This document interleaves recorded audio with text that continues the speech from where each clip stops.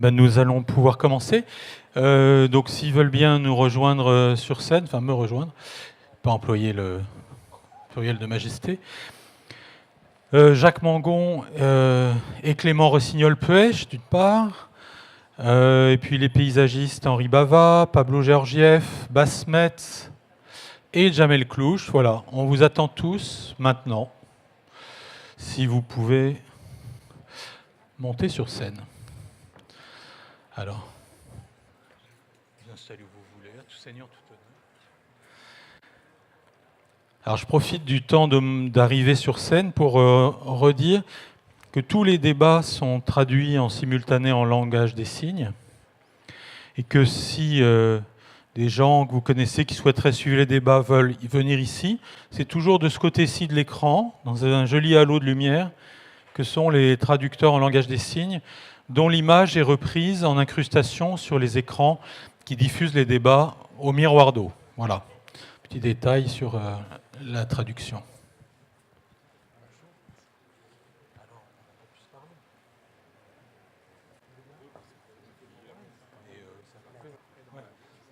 Vous voulez vous installer comment, comme vous voulez? On n'est pas obligé de mettre les politiques d'un côté, mélanger comme vous voulez. Bon, vas-y. Bien, j'ai vu Bas Metz. Bas, tu nous rejoins? On va commencer à l'heure quand même. Ah, et voici Jamel. Bonjour Jamel.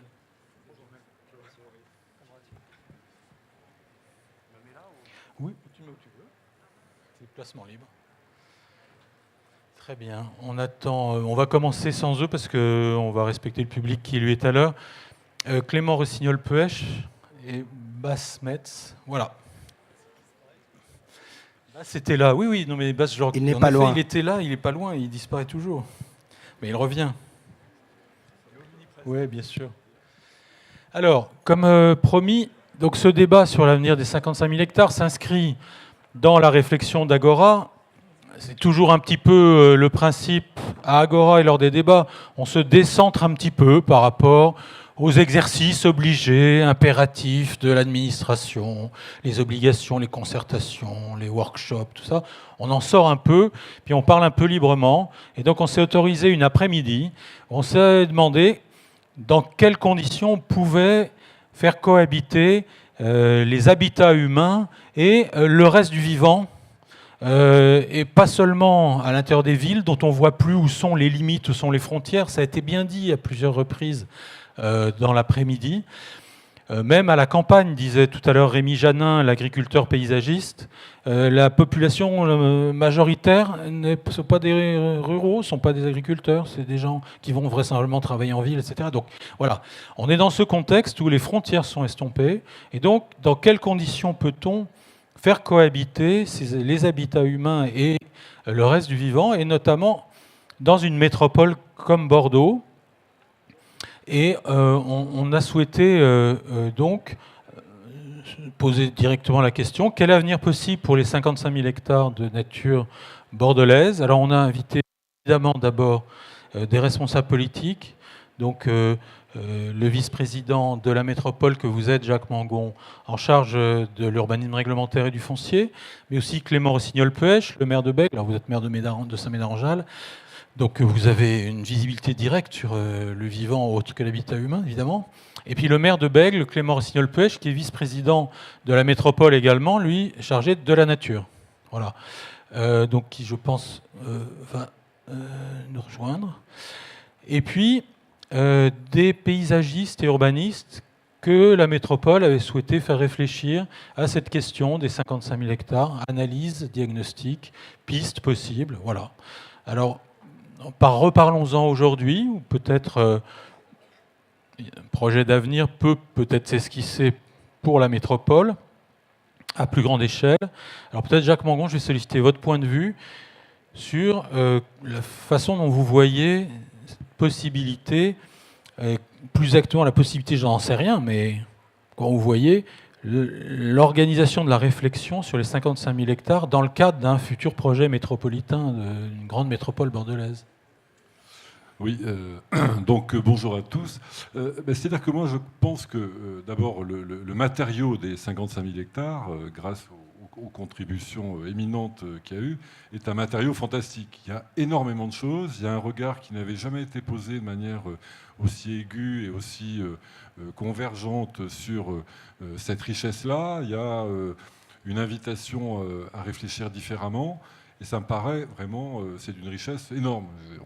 On va mettre longtemps à l'exploiter. Après, la question qui se pose, c'est celle de comment va-t-on l'exploiter ? Est-ce qu'on va l'exploiter selon un logiciel qui est un peu celui qu'on a souvent vu en France, qui est le logiciel défensif, le logiciel où la nature est vécue comme agressée, et donc il faut mettre autour d'elle une espèce de lignes Maginot avec des petits projets qui la valorisent, mais on reste là-dedans. Finalement, c'est ce qu'on a fait jusqu'à présent, hein. On a livré ici un PLU où encore 51% du territoire est consacré à la nature, et on s'enorgueillit de ça, et on dit qu'on veut continuer. C'est bien, mais finalement, ça me paraît être une manière peut-être un peu dépassée de vivre sur un matériau aussi riche. Moi, ce que je crois, c'est que l'enjeu, parce que les lignes Maginot, elles sont faites pour un jour ou l'autre être enfoncées, c'est-à-dire qu'on va défendre ces 50%, on va sanctuariser, comme on sait bien le faire ici, avec beaucoup de textes, beaucoup de règles, on va édifier des barrières de plus en plus hautes pour que ces murs soient infranchissables, et un jour, ils seront franchis sous l'urgence de la nécessité, et voilà, et on le déplorera, et c'est comme ça que ça s'est passé depuis un certain temps déjà. Ou alors, il y a une autre méthode, moi je suis plutôt partisan de celle-là, un peu plus compliquée, qui est de dire ce qu'il faut, c'est faire projet avec ce matériau-là. Il faut changer les paradigmes du projet, qui traditionnellement était un projet, on va dire, économique, social, mobilité, et puis voilà, et puis autour duquel on saupoudrait un peu de bonne conscience verte. Moi, je crois que c'est pas ça, et que l'avenir, c'est à repenser complètement un projet en intégrant cette dimension-là vraiment au cœur. C'est pas la seule, mais en tout cas, c'est en changeant puissamment la façon de concevoir un projet, en n'étant plus avec des alibis d'environnement, mais en le mettant au cœur. Alors en même temps, cette protection-là qu'on peut avoir de la nature en faisant projet autour d'elle, c'est une protection qui me paraît beaucoup plus sûre et beaucoup plus intéressante que celle de ce que j'appelle ces lignes Maginot-là, parce que finalement, ça devient tellement une condition indispensable du projet qu'on ne peut pas l'amputer de ça. On ne peut pas amputer d'un volet nature un projet qui est construit sur la nature. Tandis que quand on a un sanctuaire nature, eh ben, on peut petit à petit gagner dessus, empiéter, démonter. Donc je pense qu'on a besoin de changer assez violemment de logiciel, de paradigme, et de faire un nouveau projet à long terme pour la métropole qui soit basé en partie, et en particulier là-dessus, pas seulement évidemment, aussi sur les attentes individuelles qui changent beaucoup, sur cet univers sensible qui est demandé par les gens, mais je pense que ce sont vraiment des façons de penser qui me semblent nouvelles qu'il faut mettre en œuvre. Oui, vous nous annoncez un projet métropolitain à mettre en chantier maintenant. Je crois, Alain Juppé a dit tout récemment qu'il fallait qu'on réfléchisse à 2030-2050. Moi, je partage totalement cet avis. Et je crois qu'il faut qu'on le fasse avec cette nouvelle méthode-là, le matériau des 55 000, je le disais encore, d'une richesse très très importante, et puis le mettre dans le cœur du réacteur. La nature, c'est pas un appendice du réacteur pour se donner bonne conscience, c'est dans le cœur du réacteur avec tous les impacts qu'il peut y avoir à différents niveaux, bien sûr climatiques, mais pas seulement. Il faut faire ça, je crois, changer puissamment ça. Alors, je voudrais demander tout de suite aux paysagistes, Henri Bava et Pablo Georgiev, d'abord leur avis, peut-être pas directement tout de suite sur ce que vient de dire Jacques Mangon, mais le fruit de leur expérience sur les confrontations possibles entre bâti et nature. Et vous en avez l'expérience tous les deux. Henri Bava, par exemple, vous travaillez sur des grands paysages urbains, des vallées, la vallée de Molenbeek à Bruxelles, la vallée de la Vilaine à Rennes, mais vous avez aussi l'expérience de confrontations parfois qui peuvent sembler violentes. En tout cas, les bords, la rive de Pudong, c'est Shanghai, c'est une des plus grandes métropoles qui a explosé du point de vue du développement ces derniers temps. Comment on gère tout ça ? Voilà, cette confrontation. Et idem, Pablo Georgiev, donc vous, c'est l'agence Terre, l'agence Coloco. Vous avez aussi ce genre d'expérience. Vous traitez à la fois de sujets comme le paysage naturel du Canigou, mais en même temps, vous installez un jardin aérien sur une tour de la Défense, la tour des Deux. Donc voilà, Je voudrais avoir votre avis sur les possibilités de faire cohabiter ces éléments-là. C'est pas uniquement une possibilité, je dirais. Il faut être, je dirais, très opportuniste et utiliser tout ce qui est possible pour réussir un projet. C'est le mot que vient d'employer Jacques Mangon. Donc, faire projet avec la nature. Donc, pas éviter que ça soit un appendice, c'est ce qui vient d'être dit, éviter que ça soit un ailleurs, mais utiliser tout ce qui est en notre pouvoir localement, que ce soit une vallée, que ce soit un fleuve, que ce soit une rivière, pour ensemble avec une programmation urbaine, donc utiliser le contexte ensemble avec la programmation urbaine pour imaginer un projet. À Poudong, c'était plutôt que de dire qu'il fallait couvrir les rives et il y avait des sortes de boue qui s'accumulent, des alluvions qui s'accumulent sur les bords. Pourquoi ne pas cultiver ces alluvions, en faire un jardin urbain flottant, un élément écologique en cœur de ville. Vous parliez de Molenbeek, c'était plus l'idée d'une vallée, je dirais, cultivée, jardinée en cœur de Bruxelles. Donc à chaque fois utiliser la topographie, les habitudes des populations pour faire projet. Et ici, à Bordeaux, on ne peut plus parler de marge puisqu'on parle de métropole. Il y a plusieurs communes, mais les communes sont toutes réunies au sein d'une grande entité. Et je dirais qu'il faut faire l'effort de passer du niveau très précis, très local de projet, mais aussi faire projet avec l'ensemble de la métropole. Il y a à chaque fois un zoom, des zooms à faire en même temps. Sur la question de la nature, ce n'est pas uniquement une image symbolique il faut y croire ou ne pas y croire. Je dirais qu'il faut la rendre un peu plus quotidienne. La ramener à des éléments concrets, précis. Dans le cadre des 55 000, nous avons essayé, donc une des idées, c'était d'essayer de définir où était la biodiversité. Quand on parle de nature, de biodiversité, elle est où dans les 55 000 ? Oui. Alors bien sûr, on a des grands éléments, on a la forêt, on a les bords de fleuves. Mais retrouvons, donc, point par point, on a Gilles Clément qui parle du tiers paysage, par exemple. Regardons où il y a de la biodiversité. Ça peut être au bord des voies rapides. En général, c'est en situation justement de bordure, en lisière de forêt, les ripisylves, le long des fleuves, des jalles.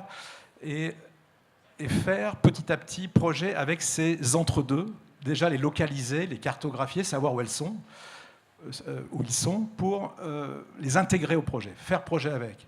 De même, quand on parle d'une ville Bordeaux, eau au pluriel, avec un X à la fin, on a différentes eaux, et l'eau est ici à la fois elle est abondante, mais ça peut être aussi un problème. C'est une ville qui déborde, une ville qui ne doit pas uniquement imaginer que l'eau va être collectée partout pour être mise dans des tuyaux en souterrain et ensuite évacuer sur le fleuve, mais faire en sorte que l'eau soit le plus possible infiltrée, traitée lieu par lieu. Et là, il y a tout un travail sur ce qu'on appelle les zones humides. Le sol est en grande partie une éponge ici, enfin pas partout, pas au centre-ville, mais il y a énormément de difficultés à construire, justement, quand vous parlez de où construire et comment construire, et utiliser cette difficulté comme une opportunité de projet. Donc faire en sorte que c'est cartographier les zones humides, faire en sorte qu'elles soient en continuité, que l'eau puisse être conduite jusqu'à ces zones d'infiltration, et éviter de penser uniquement en compensation, parce qu'aujourd'hui on pense en compensation. Oui, bien sûr. On imagine un projet, et après on se rend compte... Limiter, réduire, compenser. C'est souvent après coup qu'on est en zone humide, on ne le savait pas au départ, donc il y a un manque de regard sur le terrain, et ensuite on compense, on ne sait pas trop comment, on sait que c'est ailleurs. Et on ne sait pas si cette compensation, ces compensations plurielles mises bout à bout feront projet ou non. J'ai posé la question lors de l'étude. Il n'y avait pas de projet de toutes ces compensations mises bout à bout. Il n'y avait pas une idée de développement d'un paysage par ailleurs. Donc, il faut vraiment, lieu par lieu, réguler les échanges d'eau, réguler l'histoire de température avec des puits de chaleur, lieu par lieu, projet par projet. Et là, on arrive avec le projet urbain, avec l'architecture, à imaginer des espaces qui, bien sûr, sont sensibles, sensuels, aimable, attirant, élégant, comme peut l'être Bordeaux dans beaucoup d'endroits, mais aussi efficace. Et donc on arrive à baisser cette idée de nature qui est un peu comme un grand étendard, mais à la ramener à des échelles du quotidien, à des échelles sensibles, mais aussi un système efficient. Votre regard, Pablo Georgiev, alors? Alors là, ce que vous évoquez, ça me rappelle la différence entre la médecine allopathique occidentale, où tant qu'on n'est pas malade, on ne paye rien, et lorsqu'on est malade, les traitements coûtent un maximum, et la médecine traditionnelle chinoise, où on paye pour être en bonne santé, et lorsqu'on est malade, on ne paye plus, et c'est le médecin qui nous prend en charge. Et ça, je trouve ça très intéressant. C'est-à-dire que le paysagiste va faire ça maintenant. Ça serait payé à dose homéopathique, sauf s'il y a un problème, c'est vous qui prendrez en charge. Ça serait une voie à explorer. Donc, comme nous sommes là pour ouvrir, comme nous sommes là pour ouvrir des horizons dans le cadre non administratif, j'en profite pleinement. Bien sûr. Et du coup, non, je pense que pour ce projet que la métropole appelle, il y a 3 dimensions à tenir en compte, celle de la reconnaissance, celle de la vision et celle de la tactique. C'est-à-dire que dans un premier temps, nous avons fait un travail conséquent de reconnaissance du territoire en lien avec tous les acteurs, les habitants, les gens qui le cultivent, qui le connaissent depuis longtemps.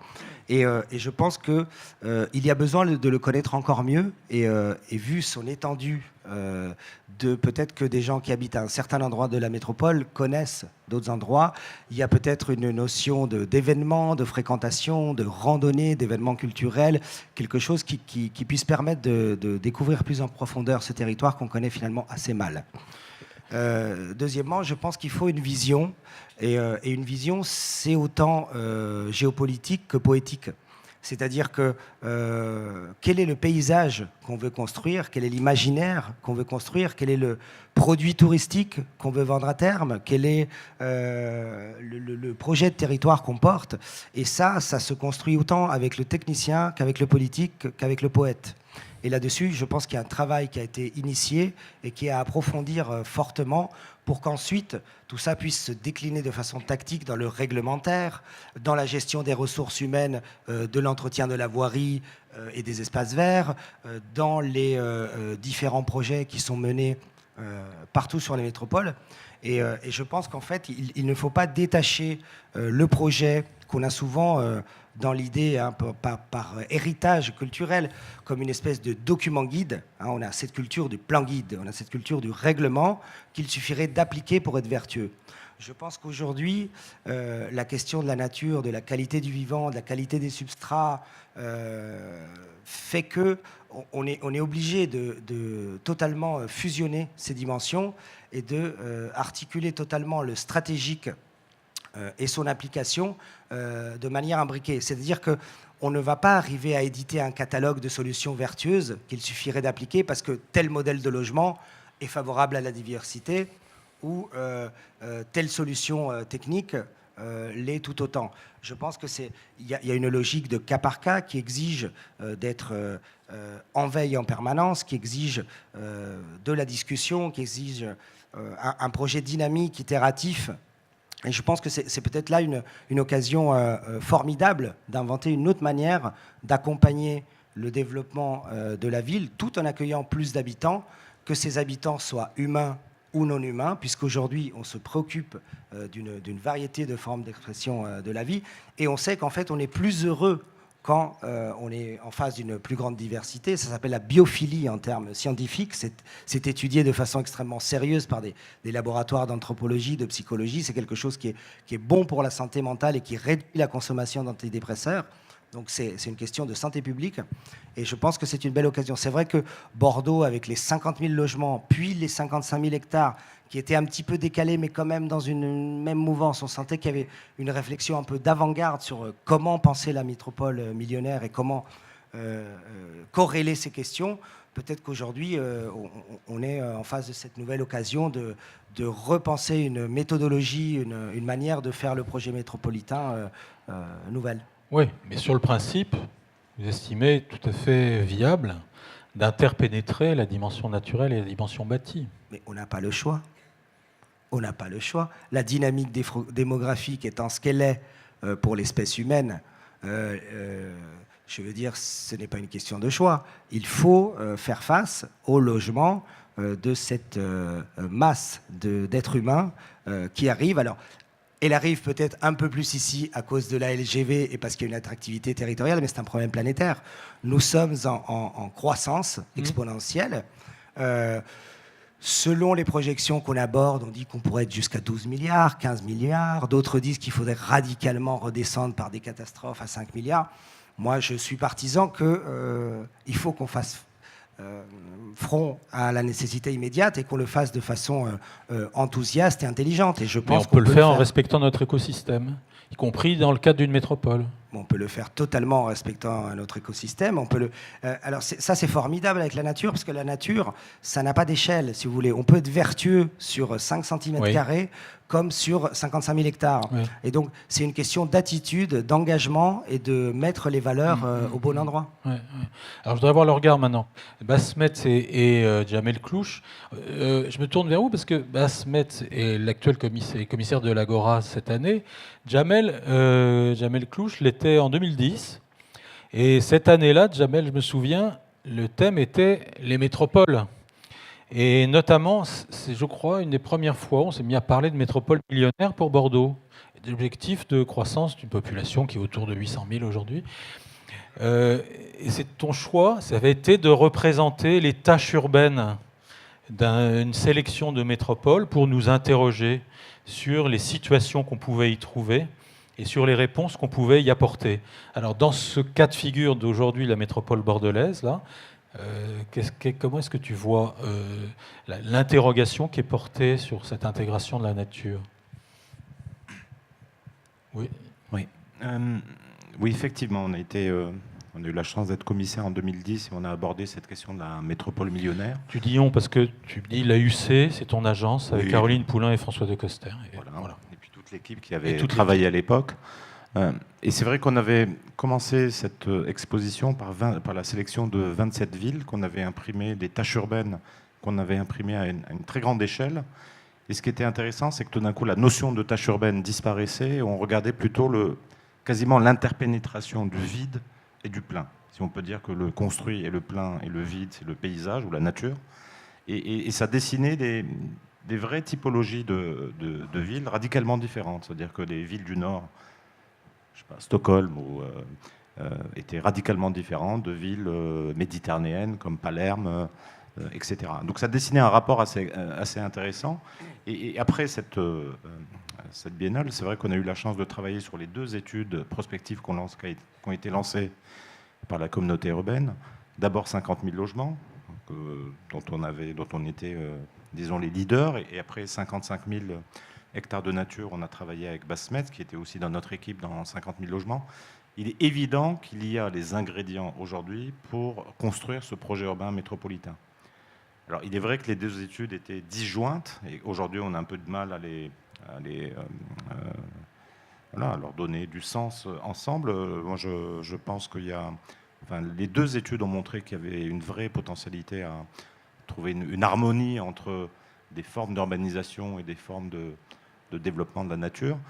Et moi, c'est vrai que quand on regarde Bordeaux, je sais pas, 2010, c'était il y a 7 ans, déjà on annonçait l'arrivée de la LGV. Moi, aujourd'hui, je suis arrivé ce matin, c'est la première fois où j'ai pris le TGV, 2 heures depuis Paris, donc c'est un vrai changement radical. Je pense que le centre de Bordeaux, il est quasiment constitué. C'est-à-dire qu'aujourd'hui, tous les projets sont là. Ils vont peut-être mettre encore 10 ans, 15 ans à se construire, notamment la rive droite qui nous fait face aujourd'hui. Je pense que sur la première couronne, il y a des choses qui sont en train de se passer. J'ai l'impression que l'enjeu du projet urbain métropolitain, s'il y a enjeu, il se passe plutôt en seconde couronne. Parce que c'est là où, où les territoires ont besoin, d'une certaine manière, d'une vision, ont besoin d'écrire, d'une certaine façon, ce rapport à la nature de façon différente.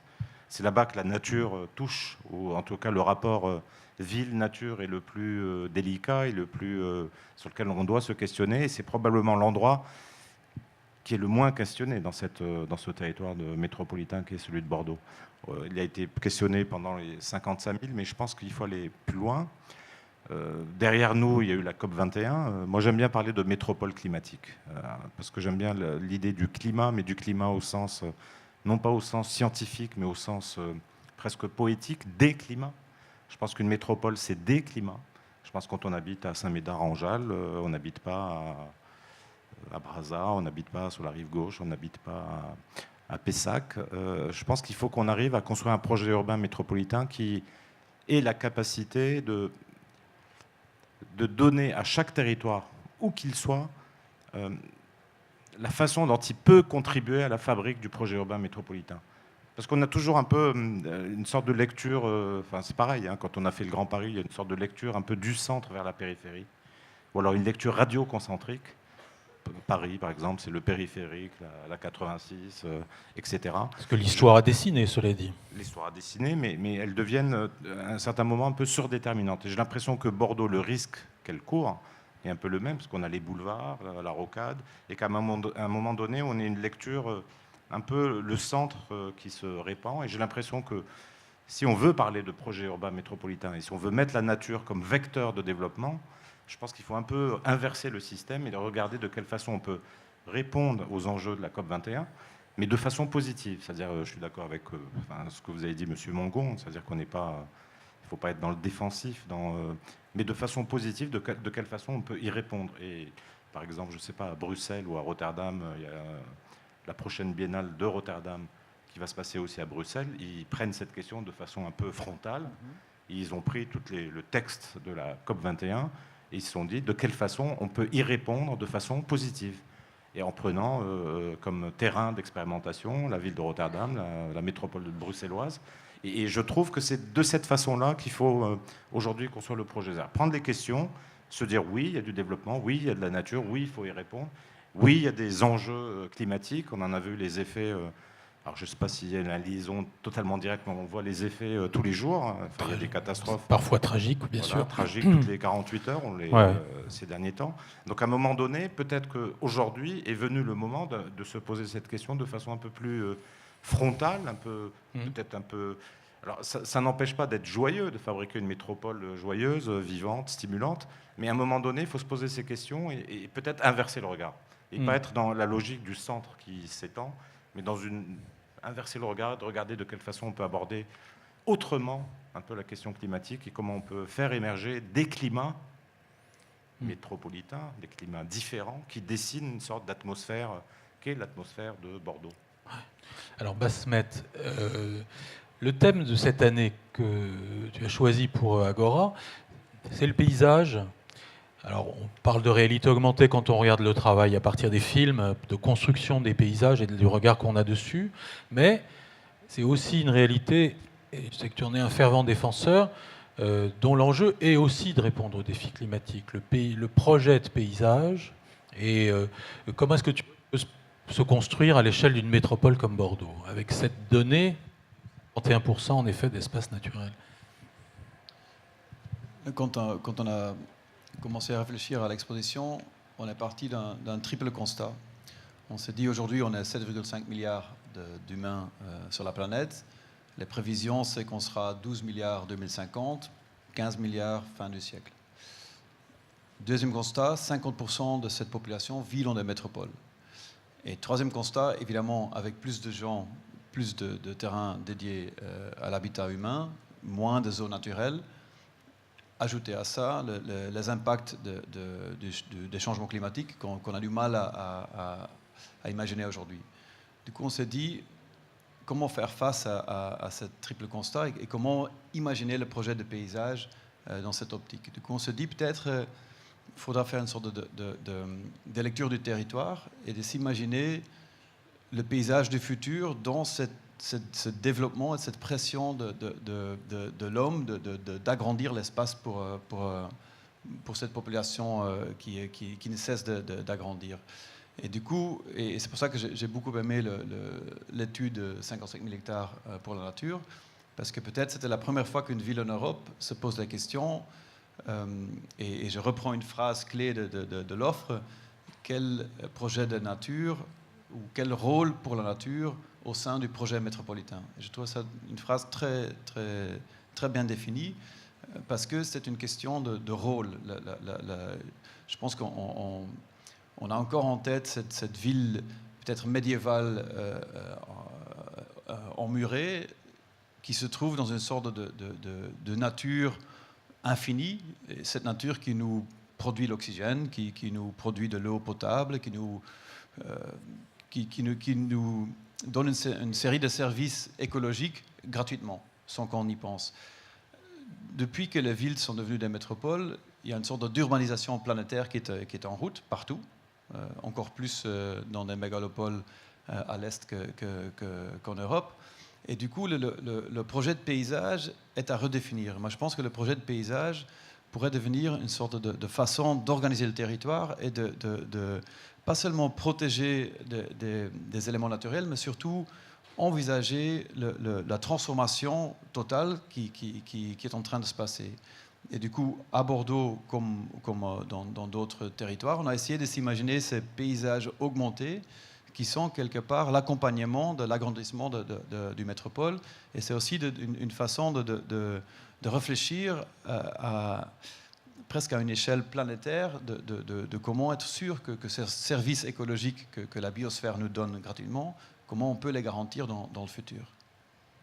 C'est une sorte de projet paysager mondial dont tu parles, enfin planétaire, c'est ça? Au moins, c'est une responsabilité mondiale. Évidemment, on va pas. Oui, bien sûr, il n'y a pas mais quand on fait d'interlocuteur pour construire un projet paysager planétaire, ouais, évidemment. Pas encore. mais au moins, on sort complètement d'un aspect, en fait, d'une préoccupation esthétique. On ne fait pas un paysage pour faire de l'esthétisme, on fait les paysages pour organiser le territoire et organiser ces services écologiques. J'aime beaucoup le mot service écologique, et de vraiment réfléchir le paysage comme une sorte de système écologique qui permet ou qui accompagne cet agrandissement. Et que penses-tu du potentiel de Bordeaux pour avoir travaillé sur 55 000 hectares pour servir de support à cette démarche, par exemple? Mais je pense que Bordeaux, justement, le 55 000 hectares, on disait 50% est bâti, 50% ne l'est pas. Bordeaux, par définition, a toujours fait avec avec l'eau, avec l'hydrologie. Dès le début, d'ailleurs, pourquoi la ville s'est construite à l'ouest de la Garonne, c'est parce que c'est là où les bateaux pouvaient arriver et qu'il y avait le port au début. Entre-temps, elle s'est déplacée de l'autre côté. Mais du coup, Bordeaux a une tradition et a été construit dans une sorte de transformation de la nature qui préexistait avant. Et je pense qu'aujourd'hui, évidemment, il y a ces deux projets phares, rive droite et rive gauche.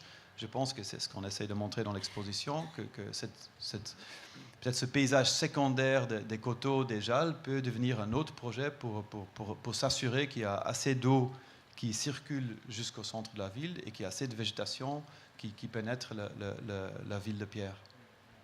Jacques Mangon, alors après les avoir entendus, ils valident d'une certaine façon des possibilités, des pistes.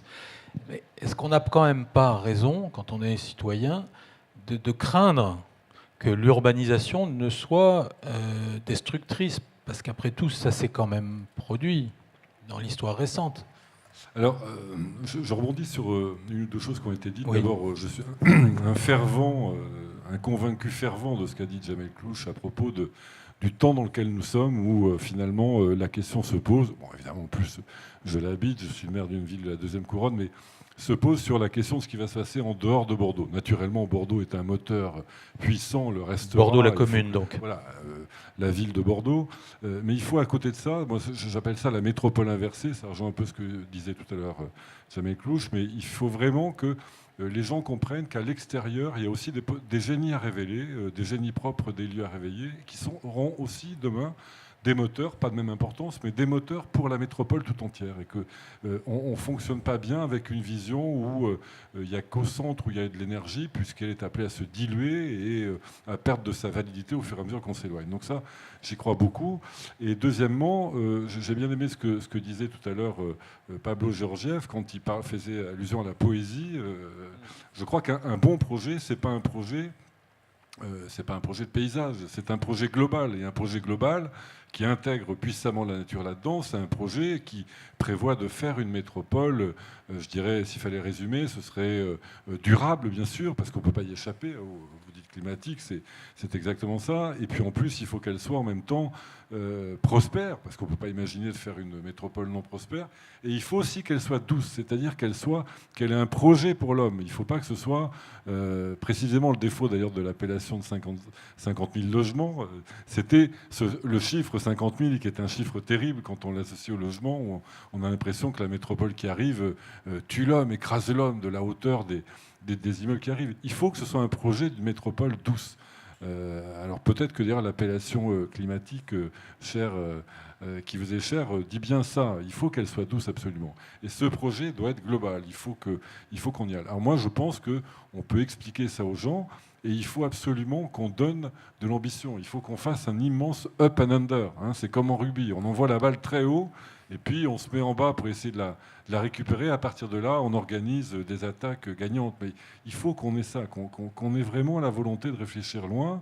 Et c'est pour ça que le projet qu'appelle de ses voeux Alain Juppé quand il parle 2030-2050, je crois que c'est le bon. Il faut qu'on soit là. Alors évidemment, l'avenir, c'est compliqué. Hein.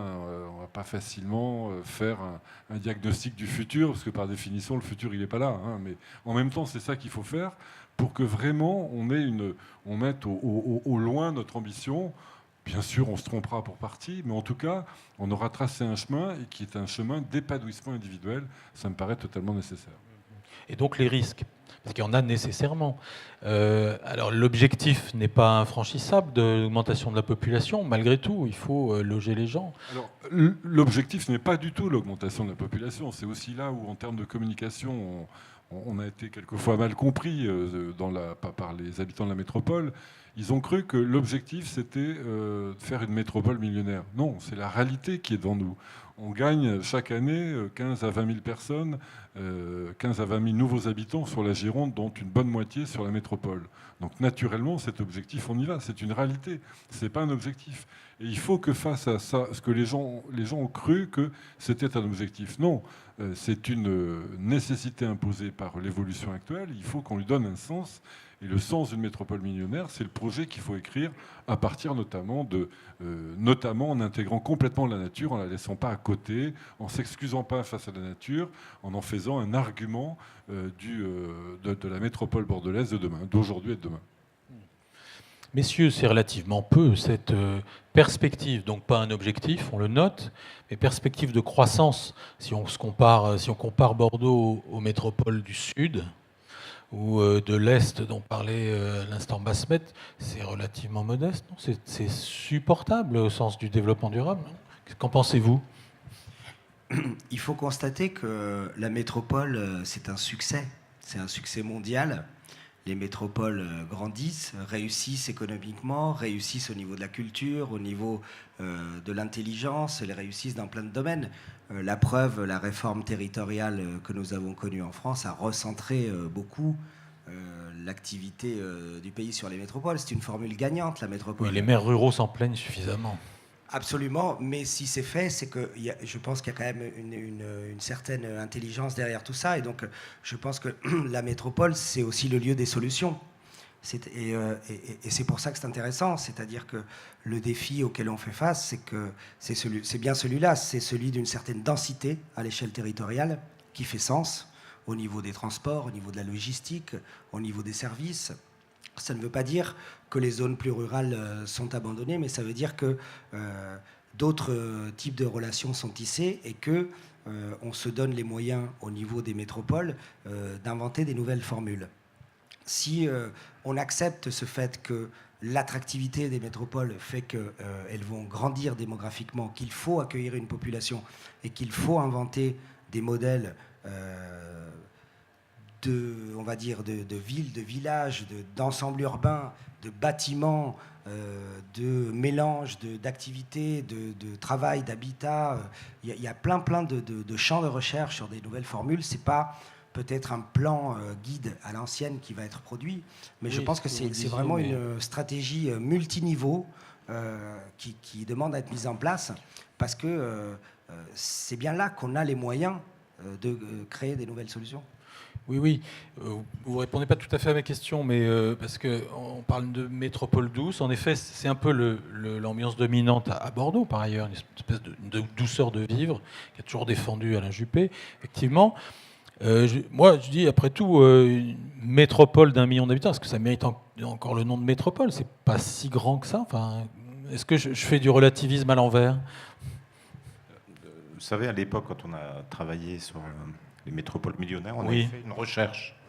En fait, on a trouvé beaucoup de littérature d'économistes, géographes, etc., urbanistes, qui ont travaillé sur la ville moyenne. Et pareil, on a trouvé énormément de littérature sur les grandes métropoles, mais au-delà de 5 millions, 6 millions. Et très peu de choses, enfin l'échelle de millionnaire n'a jamais été franchement étudiée. Et à l'époque, on avait fait un peu l'hypothèse, c'était notre hypothèse, hein, dans l'exposition, on s'était un peu risqué à une hypothèse. On avait dit que la métropole millionnaire, finalement, cumulait les atouts de la ville moyenne et les atouts de la grande métropole. Et c'est comme ça qu'elle peut trouver sa puissance ou sa force. C'est-à-dire qu'en même temps, elle est douce, mais moi, si elle est que douce, mais en même temps, il y a des moments d'intensité extrême, et que ces deux moments coexistent dans un même territoire. Et ça, je pense que c'est le confort urbain. C'est-à-dire qu'à un moment donné, je choisis d'habiter Bordeaux parce que je peux trouver un logement en seconde couronne, parce que plus proche de la nature, etc. Mais je peux prendre mon tramway et en 10 minutes, je suis au cœur de l'intensité, au cœur de la fête, au cœur d'une urbanité métropolitaine. Et je pense que c'est cette qualité, en tout cas cette gradation de l'intensité qui fait un peu la force des villes millionnaires. Et donc c'est pour ça que moi je trouve, quand on l'avait un peu réfléchi, travaillé, fait des recherches sur cette échelle-là. En réalité, les villes qui ont cette échelle sont toutes des villes puissantes. Zurich, par exemple. Zurich, c'est une place économique, c'est une place de l'éducation, c'est une place des assurances, mais c'est aussi une place de la nature, avec des grands parcs, des grandes pièces d'eau, une qualité de vie incroyable. C'est-à-dire qu'à un moment donné, ces villes-là peuvent devenir éminemment attractives et en même temps trouver une certaine douceur. Donc la douceur, elle n'est pas partout. Évidemment, c'est impossible, mais elle est suffisamment dominante. Et je pense que c'est une belle échelle, en tout cas. Pour nous, on avait fait la démonstration que c'était une belle échelle pour un développement. Belle échelle, Henri Bava, qu'en pensez-vous? Échelle,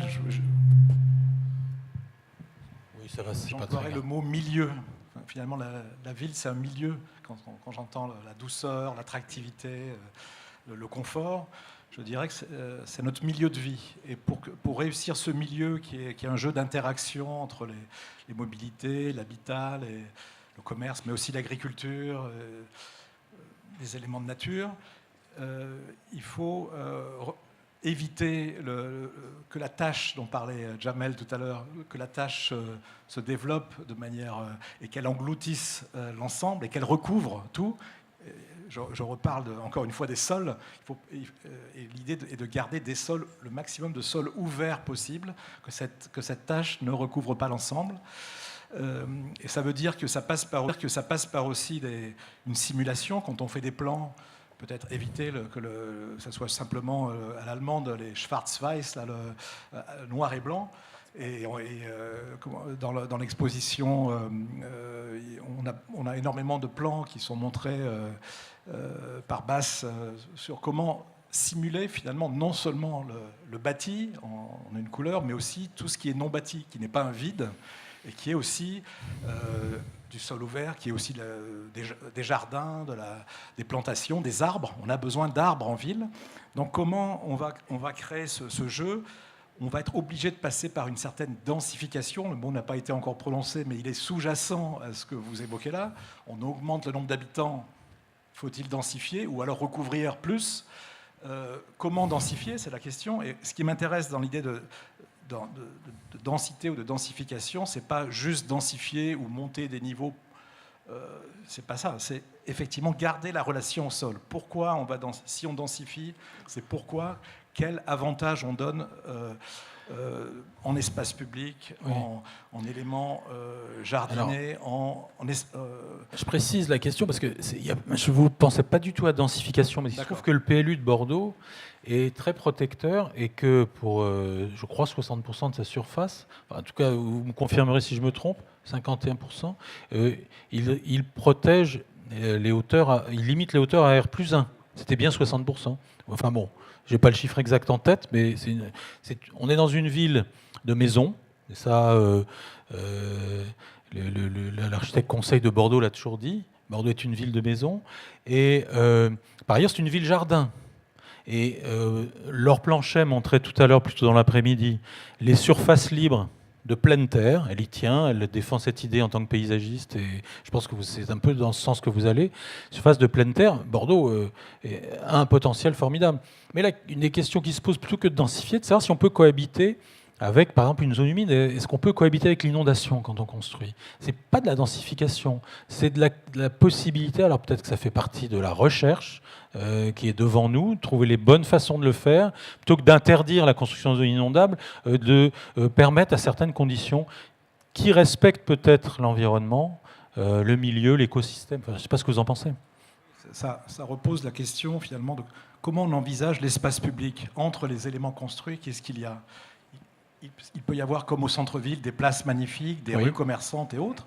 Il peut y avoir, de temps en temps, une zone humide, ce que vous évoquez. Il peut y avoir des éléments de nature qui sont utilisés de manière aussi, non seulement peut-être d'attractivité, mais de manière aussi systémique, dans l'idée d'un fonctionnement global lié au climat, lié à l'évacuation des eaux.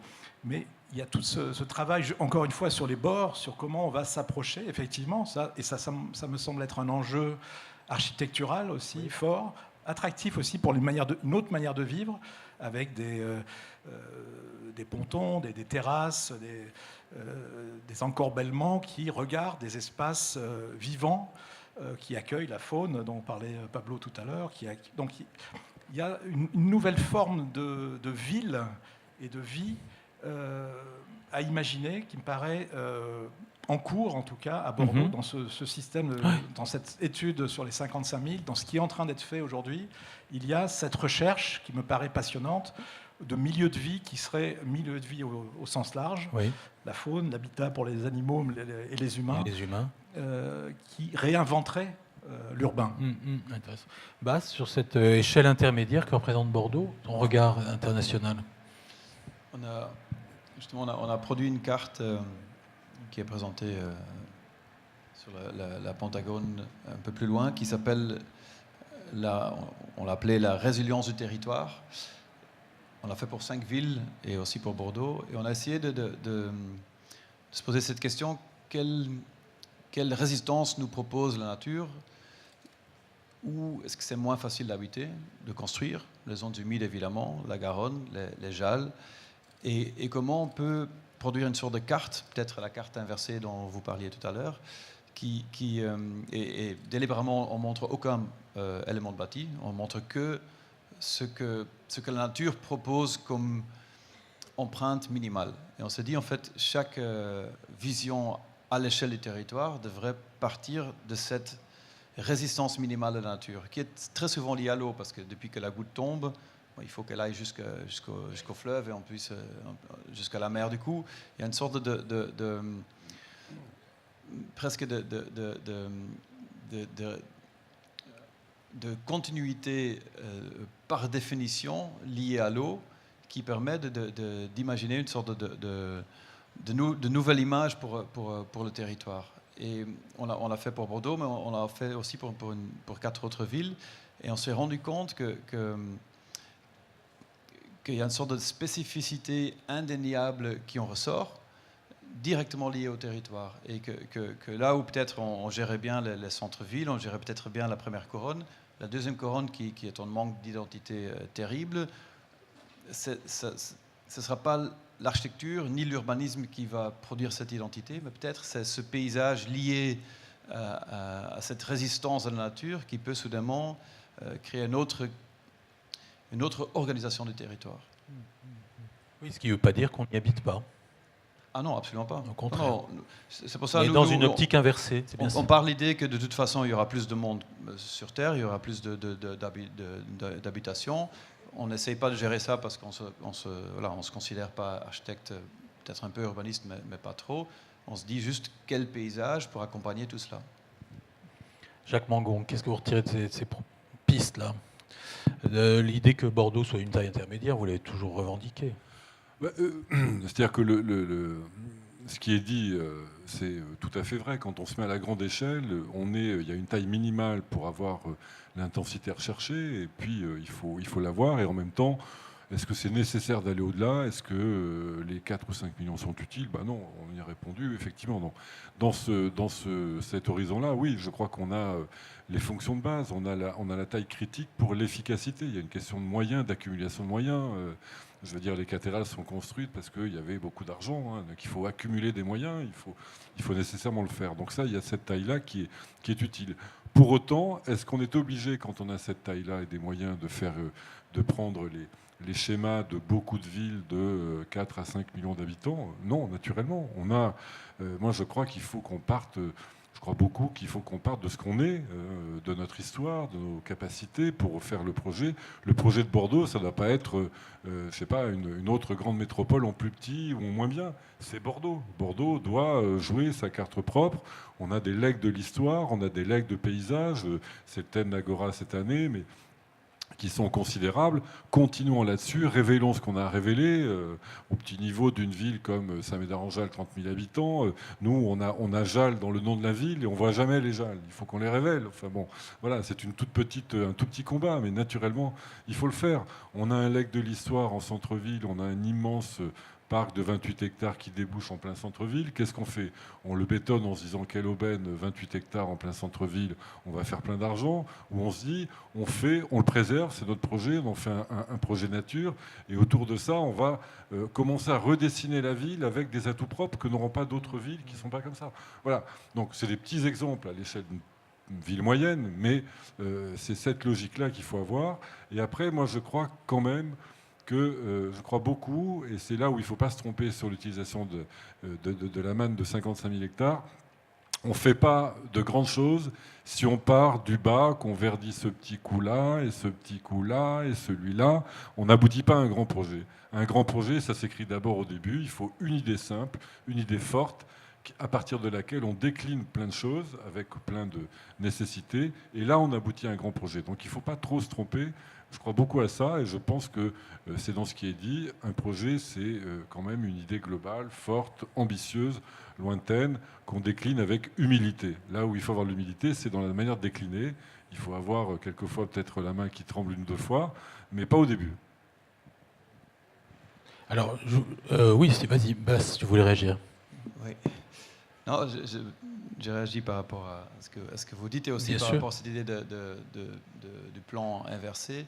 Moi, je pense que peut-être le drame, c'est que le paysage se réfléchit à partir des continuités et le développement se réfléchit à partir de développements ponctuels. Et du coup, on peut dire que chaque développement devrait mettre plus d'attention au paysage ou plus blabla, oui. Mais avec ça, on ne crée pas du paysage. Oui, on plante plus d'arbres, on met des toits végétalisés peut-être, mais le paysage suit une logique qu'on ne peut pas copier ou qu'on ne peut pas créer par ces opérations singulières. Et du coup, quand on avait fait ces cartes, je rêvais d'une sorte d'urbanisme qui suit la logique du paysage, où on se dit, et c'est l'exercice qu'on a fait avec Jamel sur les 55 000 hectares, qu'on se dit, le long de la Jalles, 100 mètres de part et d'autre, toutes les opérations doivent suivre la logique de la Jalles et les règles de la Jalles. Je ne sais pas lesquelles elles sont, mais du coup, il y a une sorte d'identité jalaire, si vous voulez.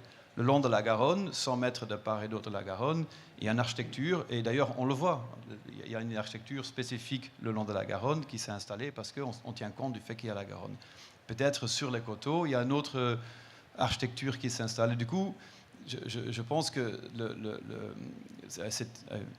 je pense qu'il y a une vraie opportunité, et je reprends peut-être presque l'étude de Rainer Benham sur Los Angeles, où il disait Los Angeles est une ville de 4 écologies, de définir les écologies ou les climats ou quelque part la spécificité inévitable d'un territoire et de créer un urbanisme basé sur cette spécificité qui est liée à la logique de la nature. Oui, à partir du paysage. Oui, bien sûr, Pablo Georgiev. Moi, je voulais ajouter que finalement, la ville de l'immédiat futur, il est quand même déjà beaucoup dessiné par les constructibilités des différents documents qui régissent la construction. Donc on a déjà un futur engagé. Moi, je suis très intéressé par l'idée que vous avez exposée, si je l'ai bien comprise, qui est celle de penser un projet de nature dans lequel on imagine ensuite où est-ce qu'on peut construire, et non pas une logique d'opportunité parcellaire dans lesquelles on cherche à optimiser un reliquat de paysage, puisque c'est finalement comme ça que ça fonctionne. Ça, je pense que ce grand renversement, c'est extrêmement intéressant comme manière de penser, et je pense qu'il mérite d'être mené à bout, notamment dans les territoires de deuxième couronne, où il y a encore cette latitude de travail, et je pense qu'il peut aboutir à des résultats extrêmement intéressants, en termes de typologie, en termes de mode d'habiter, en termes de qualité de nature, de productivité. Je pense qu'il y a vraiment un territoire extrêmement fertile là pour la recherche et pour la construction de nouveaux modèles, et que c'est peut-être que là que le Bordeaux aujourd'hui, avec ses qualités, avec ce défi de métropole millionnaire, et avec cette culture d'un certain savoir-vivre, d'une qualité, d'un certain hédonisme, d'une proposition qui est très ancrée dans l'identité bordelaise. Je pense que là, il y a une véritable opportunité d'un projet à long terme qui reste peut-être pas spectaculaire dans les chiffres à 2-3 virgules, mais qui en termes de qualité peut toucher à une certaine excellence. Les professionnels sont dans les plots de départ, Jacques Mangon, est-ce que j'entends là? Tout le monde mord à votre proposition. Moi, ça, j'en ai jamais douté, parce que finalement, on doute rarement des professionnels, on doute des politiques. Bon, en même temps, il ne faut pas le faire, parce que s'il n'y avait pas de politique, il n'y aurait pas de grands projets. Hein. Donc, il faut aussi rendre aux politiques ce qu'on leur doit. Hein.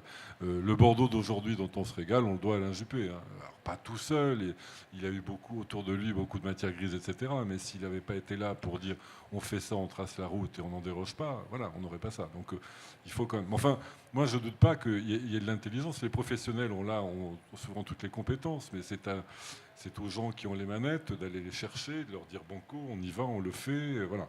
Et puis, je crois que on regrette rarement de penser trop grand. Hein. On regrette de penser trop petit, mais penser trop grand, au pire, on fera 1-2 erreurs. Mais enfin, c'est comme ça qu'on fait des grandes choses. Et je crois, et je vais être obligé de dire, en ce qui me concerne, ça va être mon mot de conclusion, que Bordeaux mérite des grandes choses. Enfin, la métropole bordelaise mérite des grandes choses. Oui, vous devez aller à Saint-Médard. Vous restez 2 minutes, parce qu'il y a peut-être une question qui pourrait vous concerner, une question ou deux peut-être, avant que vous nous quittiez. Des demandes de précision, des contributions? Non? Bon, bah écoutez, tant mieux, hein, ça veut dire que ça retient l'attention. Alors, on attend votre... Oui, vous allez vous pencher sur le tramway et son arrivée à Saint-Médard-en-Jalles. Alors, messieurs,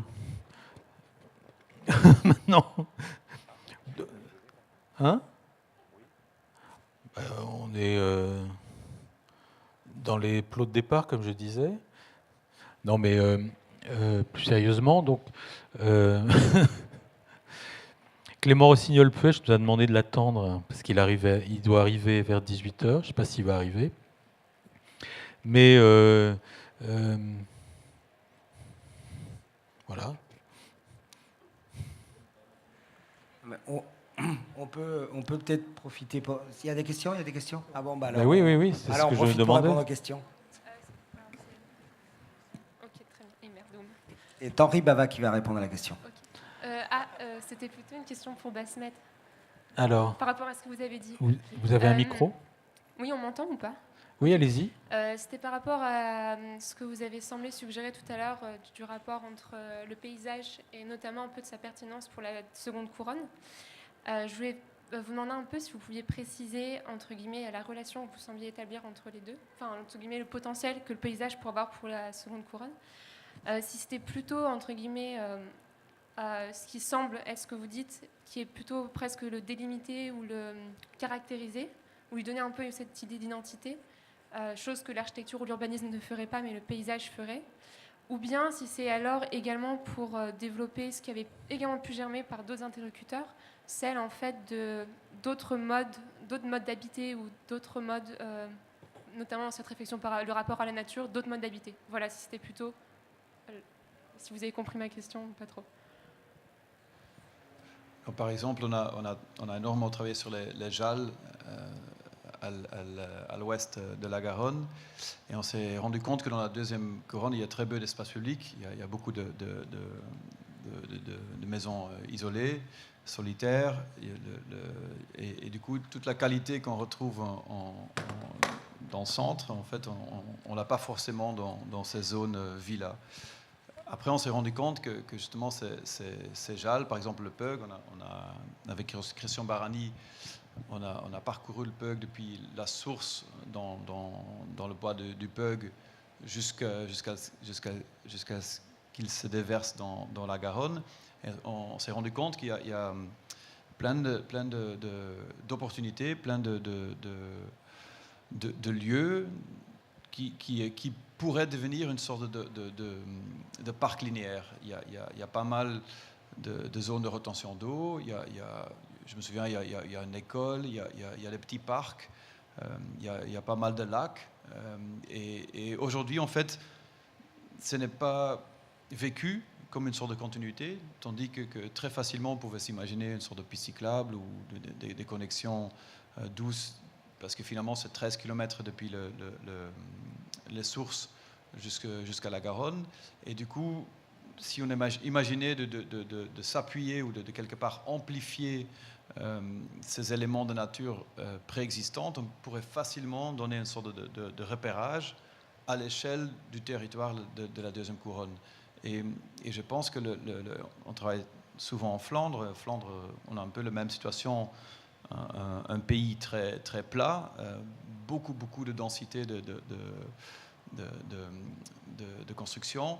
Et là aussi, on essaie à chaque fois d'imaginer une sorte de paysage, de référence, de repérage à l'échelle du territoire. Et ça aide soudainement. En fait, ça fait appel peut-être à une sorte d'instinct animalier où ici, on sait où est l'eau, on sait où sont les coteaux. Il y a une sorte ou presque dans l'exposition en bas, on se dirige différemment dans un paysage où on comprend les repérages presque instinctivement. Et du coup, je pense que plus que faire de l'espace public ou faire des opérations intelligentes ou une autre mode de vie, et je pense que tout ça, c'est nécessaire, mais nous, on s'est concentré sur l'idée de dire qu'à partir des éléments de la nature, à partir du paysage préexistant, on peut créer une sorte de repérage à l'échelle du territoire. Mais pour l'architecte, malgré tout, ça voudrait dire travailler différemment le projet de bâtiment. Oui, et c'est l'exercice qu'on avait fait avec Jamel Clouche, mais aussi avec Office. On s'est imaginé, ou c'est eux qui l'ont fait, une autre typologie le long de la Jalle qui est différent que la typologie qu'on aurait utilisée ailleurs. Oui, je crois que c'était une partie de la question. Tu veux compléter ? Je vais dire autre chose. Oui. Non, c'est une idée qui m'est passée. Enfin, une idée, c'est une réflexion que j'ai depuis Attrape-la, un certain temps. Donc j'ai peur qu'elle disparaisse. Non, je pense qu'on est quand même à une sorte de moment de rupture. Je pense que depuis le début de cette table ronde, on est globalement tous en train de dire, peut-être un peu différemment, qu'il faut renouveler les outils de planification. Peut-être que le plan tel qu'on le connaît, il est obsolète et qu'il faut inventer des nouveaux outils pour créer des visions pour une métropole douce, climatique, inversée, etc. Mais ce à quoi je pensais, je pense qu'à un moment donné, on a aussi besoin de l'adhésion des gens. Je pense de l'adhésion des populations. Et je pense que comme on est à ce moment un peu comme ça d'aversion, un peu beaucoup aussi d'incertitude, j'ai l'impression qu'il faut aussi construire, là je pense à Bordeaux, le lieu où se construit ce projet. Je pense que ce lieu il peut devenir un... Alors je sais, à un moment donné, on avait travaillé avec Bass à Montpellier, où ils nous posaient un peu une question assez similaire. Et à l'époque, on leur avait proposé de construire un bâtiment un peu étonnant qu'on avait appelé Crystal Palace. Donc pourquoi Crystal Palace ? Parce que Crystal Palace, c'était déjà un peu le climat par excellence. En disant qu'il faut créer un lieu où tout d'un coup, toutes ces questions, elles peuvent être discutées. Je pense à un moment donné, parler du paysage comme vecteur de développement, c'est pas naturel. Enfin, dans une ville, dans un service d'instruction de permis de construire, c'est ce que tu disais, ou de PLU, c'est pas naturel. Nous, on regarde des zones constructibles et on regarde si c'est U, UA, UB, COS, enfin il n'y a plus de COS, mais avec telle densité, telle hauteur, etc. Donc c'est pas naturel. Ça veut dire qu'à un moment donné, il y a une vraie révolution à mettre en place et que cette révolution, il faut qu'elle s'incarne. Donc à Bordeaux, elle s'incarne tous les 2 ans dans Agora. Ça devient un événement où il y a une sorte d'acculturation collective autour de thématiques. Donc on a parlé de la métropole millionnaire, ensuite on a parlé du patrimoine, avant on a parlé de l'écologie, etc., aujourd'hui du paysage. Mais j'ai l'impression que ce lieu-là devrait être permanent, un lieu expérimental, permanent, qui construit ce projet dont personne d'entre nous ne connaît encore exactement quelle est ni sa forme, ni... on a tous des intuitions, les uns et les autres. Enfin, je pense que tout le monde dans cette salle a des intuitions, ressent les nécessités de construire une autre vision. Mais je pense qu'à un moment donné, il faut qu'on construise aussi la plateforme qui peut le porter dans le temps. Je veux dire, on ne va pas se mettre... on est sur les starting blocks, oui, mais on ne va pas se mettre sur notre table à dessin et redessiner un énième plan de la métropole bordelaise. Je ne crois pas que ce soit l'enjeu. L'enjeu, c'est plutôt de créer la matrice ou la plateforme et surtout le lieu dans lequel on pourrait partager cette expérience collective et puis cette révolution, parce que j'ai l'impression que, enfin, j'irai jusqu'au mot révolution. Il y a une révolution dans les modalités de faire, révolution dans les modalités de penser l'urbain, révolution dans les modalités de penser le vide ou le paysage, révolution dans la construction des outils de planification. Je pense que tous les outils de planification avec lesquels on travaille sont quasi obsolètes. Je veux dire, un PLU aujourd'hui, c'est bien, ça nous permet de régir la ville, mais ça ne répond pas à toutes les questions climatiques, ou alors on n'est que défensif. Zone immondable, inconstructible. Donc du coup, l'intelligence, on n'arrive pas à mettre l'intelligence au service de la vision métropolitaine. C'est une révolution qui se passerait dans un cadre négocié, en quelque sorte. Ça, c'est obligatoire, parce qu'aujourd'hui, les populations sont devenues des acteurs incontournables du développement. Je pense que d'abord, tout ça pour les populations qui habitent un territoire ou qui vont habiter sur ce territoire, elles sont savantes de plus en plus. Je pense qu'elles ont des choses à dire assez intéressantes. Oui, de plus en plus. Et aujourd'hui, dans aucune ville occidentale, il n'y a de lieu où on discute de tout ça. Donc Agora, moi j'aime bien Agora parce qu'il y a ces débats. Voilà, on développe une exposition, une thématique autour de laquelle s'ouvre un débat. Et je me rappelle très bien quand on a fait la métropole millionnaire, c'était intéressant parce que c'était encore le début de cette réflexion autour du million, autour du projet métropolitain.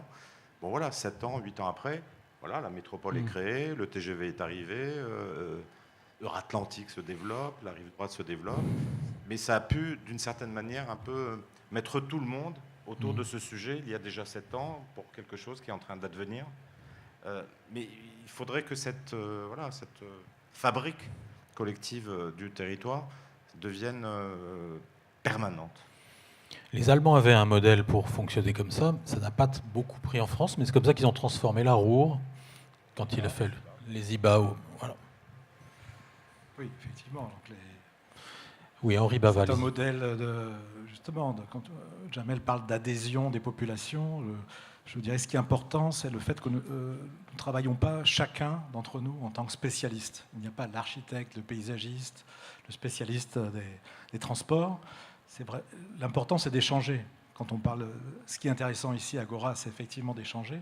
Et c'est important aussi quand on projette, faire un projet urbain, c'est d'avoir une démarche finalement inclusive, qui est intégrative, qui puisse intégrer l'ensemble des questions et qui solutionne justement en créant un lieu.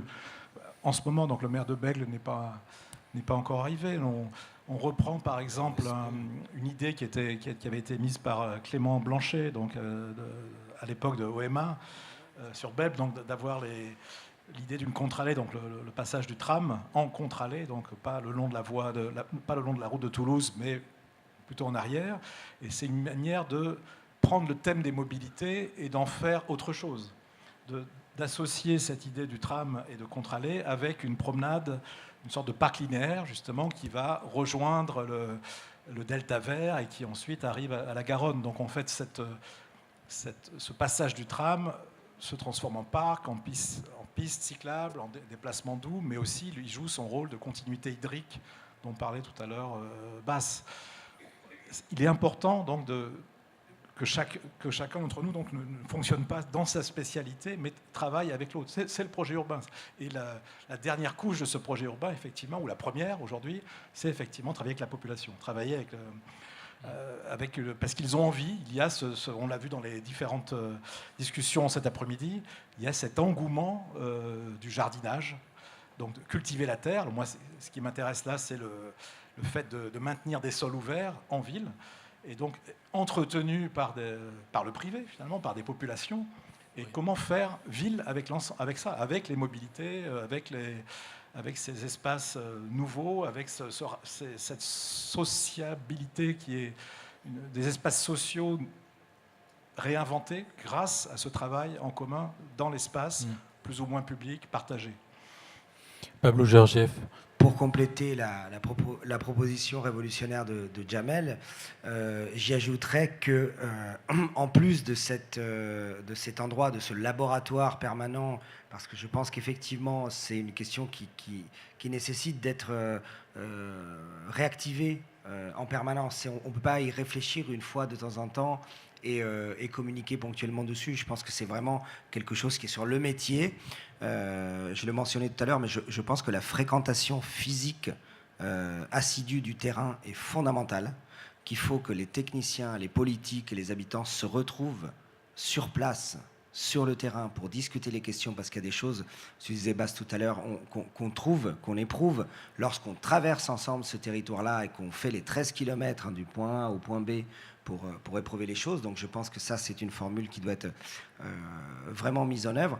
Et nous avions fait une proposition en ce sens-là dans les 55 000 hectares qui s'appelait la carte du bien commun, qui est une carte à date de péremption, c'est-à-dire que c'est une carte de reconnaissance et de proposition sur le territoire qui est constituée de façon collective, collaborative, entre techniciens, experts d'usage, habitants, concepteurs, etc., qui réunit différents types d'idées sur le territoire, parce que nous en avons tous des idées, nous en avons des géniales, nous en avons des folles, nous en avons des très raisonnables, nous en avons des très terre-à-terre, et qu'à un moment, l'épaisseur du territoire nécessite qu'on puisse les mettre ensemble dans un grand chaudron, que c'est un exercice assez difficile, et surtout c'est un exercice qui nécessite d'être fait périodiquement, et d'être mis en question, c'est-à-dire les bonnes idées perdurent, celles qui sont difficiles, problématiques, ou qui à un moment juste ont vécu et méritent dont on mérite de se délester pour regagner une liberté conceptuelle pour aller de l'avant. Et je pense que ce type de méthodologie pourrait vraiment apporter une nouvelle opérationnalité au projet territorial. Henri Bavard. Oui, parce que vous me tendiez la perche tout à l'heure sur l'Allemagne, où on a une agence depuis 17 ans, 18 ans maintenant. Ce que j'y ai appris, en tout cas, effectivement, vous parliez de la Ruhr, c'est le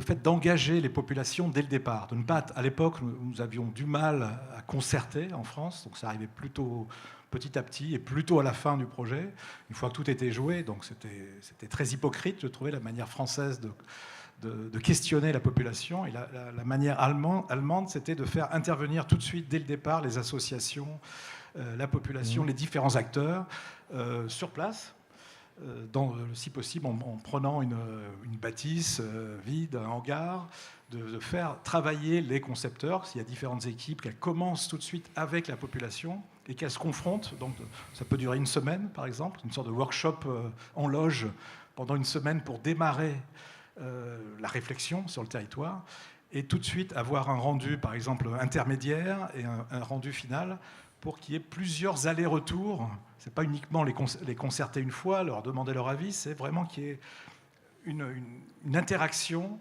et une réponse des équipes à ce qui a été demandé. Et les gens peuvent venir vous voir pendant toute la semaine. Il y a des rendus, bien sûr, fixes, mais il y a aussi tout un dialogue qui s'opère petit à petit. Et on a en tête, dès le départ, toutes les problématiques, toutes les envies, tout ce qui peut créer des points de conflit, comme ils disent. Konfliktpunkte, c'est leur obsession. Quels sont les points de conflit à dénouer et quel est l'imaginaire qui va être développé par l'équipe, et est-ce que cet imaginaire va entrer en communion, est-ce qu'il va trouver un écho auprès de la population. Et si, après cette semaine, on sent cette dynamique qui se met en marche, alors le projet peut se développer.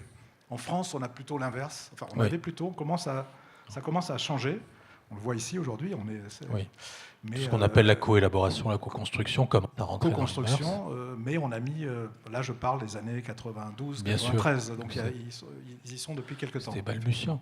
Bon, écoutez, on a un projet, on a une ligne directrice conceptuelle, on a un contexte, un cadrage géographique, une méthode d'élaboration. Qu'est-ce qui nous manque ?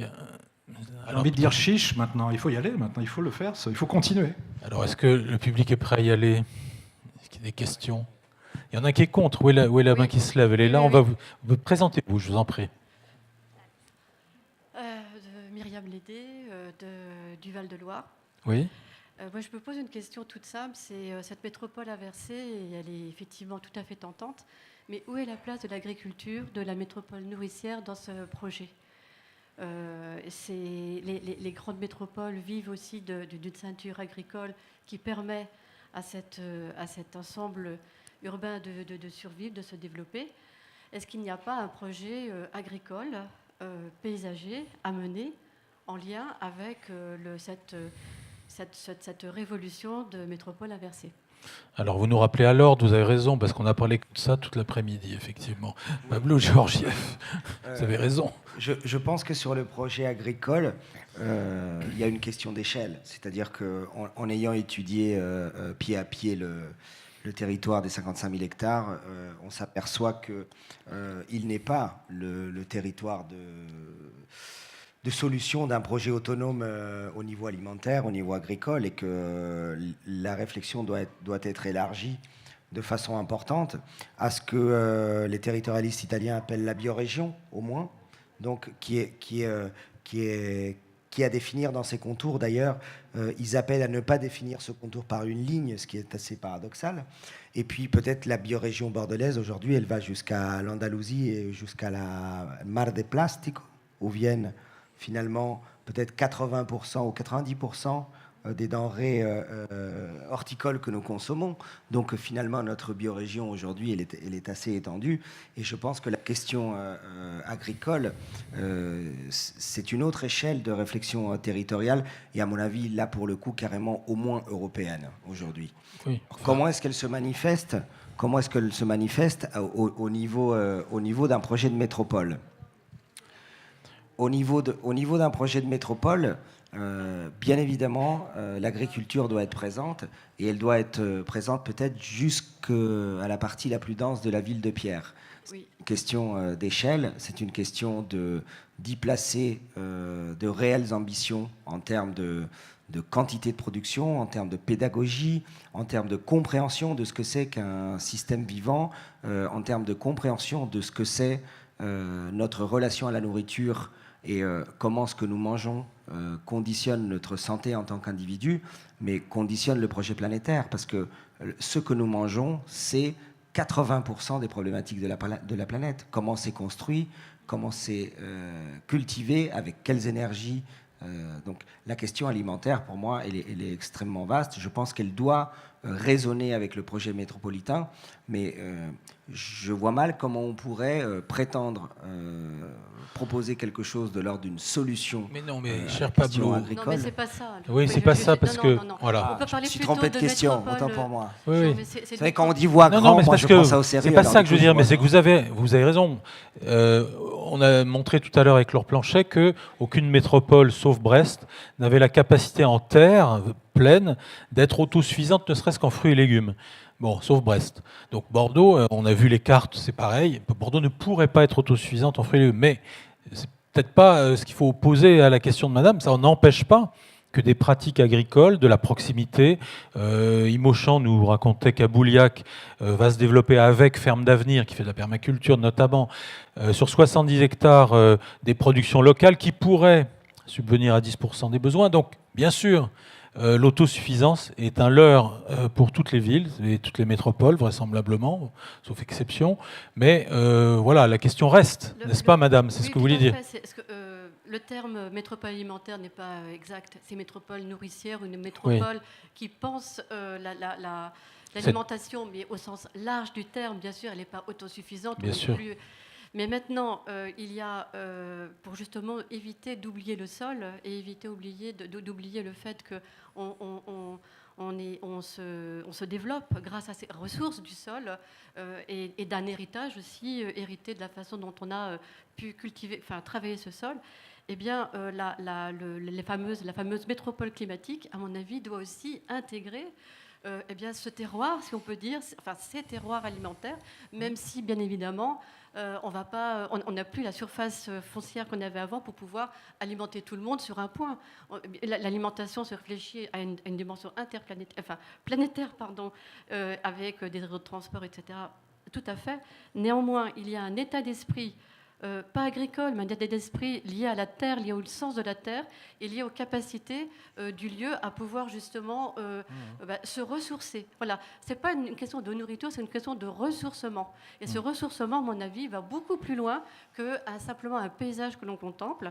Ce ressourcement, c'est une alimentation physique et spirituelle. Et cette alimentation, on la trouve dans un paysage quotidien. Et ce paysage quotidien, ce ne sont pas que des beaux arbres, ce ne sont pas qu'un parc où on va se promener, c'est aussi un espace qui nous nourrit, mais qui peut nous nourrir physiquement, même si ce n'est pas de façon complète tout le temps. Voilà. Oui, c'est un contact avec le vivant qui est tout à fait différent. C'est une dimension que... vivant. Il y a une autre question, mais peut-être... Allez-y alors. Parce que je voulais juste prolonger ce qui vient d'être dit. Et vous êtes, pardon? À l'instant, ici. Oui, et vous êtes? Madame Noël, entendu. Urbaniste. Non, mais c'est juste pour le film. D'accord. Oui, pour prolonger ce qui vient d'être dit, vous avez parlé au cours de la présentation de l'interpénétration entre le végétal et le bâti, comment il fallait travailler en harmonie, que le végétal n'était pas le seul élément du paysage, etc. Moi, ce que j'entends mal, et qui justement, il ne faut pas cloisonner les fonctions, qui semble assez important dans ce que vous avez développé. Et ce que je comprends mal, c'est je trouve qu'on n'approche pas assez les espaces non urbains, donc les espaces dits naturels, entre guillemets, en fonction de leur valeur intrinsèque. Parce que là, on parle de paysage, mais c'est ce que dit Madame. Quand Madame dit que l'espace peut avoir une valeur en tant que valeur agronomique, même s'il ne s'agit pas... entre nourrir la métropole, être autosuffisant à 100% et la nourrir à 3%, il y a tout un espace entre les deux sur lesquels on pourrait réfléchir. Et de la même manière, par rapport à la valeur intrinsèque des espaces, il y a aussi toute la notion d'écosystème que je trouve vous évoquez très peu, c'est-à-dire que les écosystèmes ont des besoins en tant que tels, et pas simplement comme éléments de paysage qui seraient agréables d'utiliser, c'est-à-dire qu'ils ont des besoins précis, c'est-à-dire que est-ce qu'on s'interroge suffisamment sur à partir de quel moment on intervient trop sur un territoire et est-ce que cela n'enlève pas ses fonctions justement en termes d'écosystème? Oui, le risque du déséquilibre. Une zone inondable, vous avez expliqué qu'il fallait pas effectivement simplement être sur la défensive, mais voir comment on pouvait construire dans ces zones. Je n'y vois aucune opposition, mais il faut à un moment donné aussi voir quel est le besoin de la zone inondable comme écosystème et comme porteur d'éléments naturels qui ne peuvent survivre que si ils ont un environnement éventuellement suffisamment grand, etc. Voilà.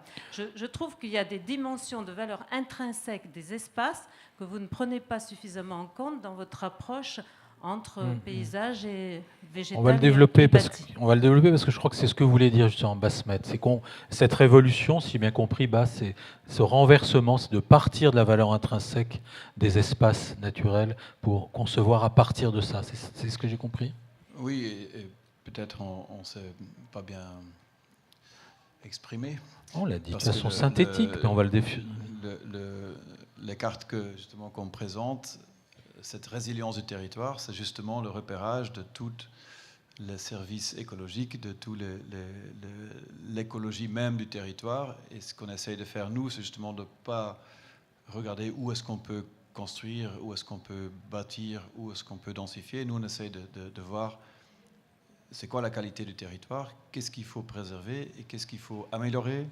Et l'ensemble de ces éléments, pour nous, dessinent cette résilience du territoire et dessinent quelque part le projet futur du paysage, qui n'est absolument pas un paysage esthétique.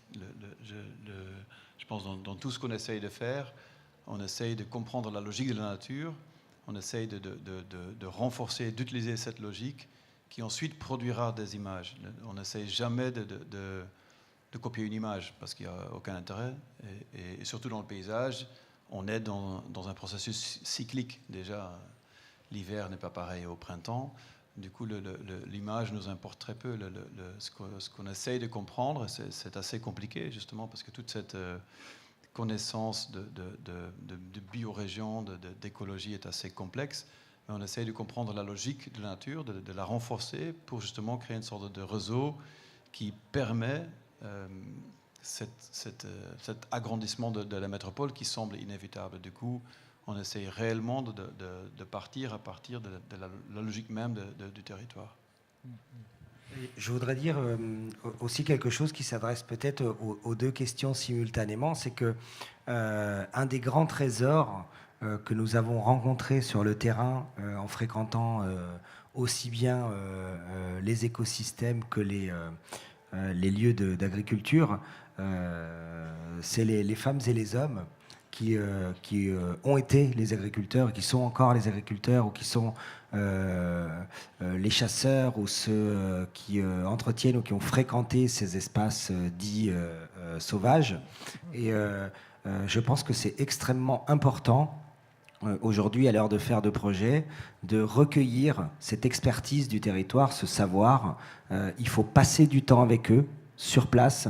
Il faut recueillir, il faut être capable de transmettre ce savoir-faire, parce que ce qui est aussi un patrimoine, un trésor, là, c'est l'expérience, la connaissance fine qu'ont les gens qui ont cultivé ces terrains à d'autres époques où l'agriculture exigeait une attention extrêmement délicate, extrêmement fine au milieu, dont aujourd'hui on peut se passer à cause des moyens mécaniques assez facilement.